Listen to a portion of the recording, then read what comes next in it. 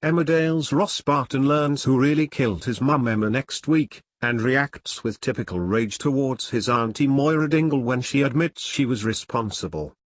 Ross's default setting is attacks her straight off the bat. That's what he does, reveals Michael Parr, who plays the brooding Barton brother.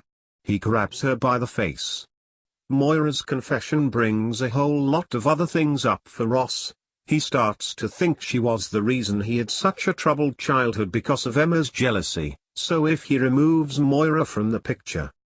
Luckily Big Brother Pete bursts in and stops his sinister sibling from committing another murder in the village, before hearing Moira's killer secret himself. So how do both brothers digest this big bombshell? Moira tries to explain herself and it's a mixed bag of emotions for Ross, continues Parr, especially as he thinks he had driven Emma to suicide and actually wanted her dead at the time. It's been weighing heavily on his conscience.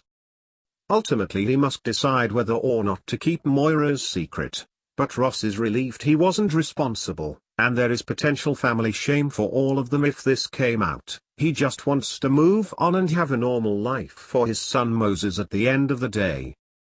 That doesn't stop a sense of betrayal towards Auntie Moira, who he's been comforting as she fears for son Adam's fate since he went on the run from prison, and the police find a body. Ross started to be really nice to Moira and she's given him shares in the farm. They are finally bonding and then she hits him with this. He is disgusted Moira has let Adam go down for it too. But then again Adam was trying to set Ross up for it, so he decides he can live with that. Someone has to take the blame, but ideally that should be Moira. Will knowing the truth about Emma's death unite the last of two Barton brothers, or tear them apart even further? You are going to see a closer bond from now on, says Parr.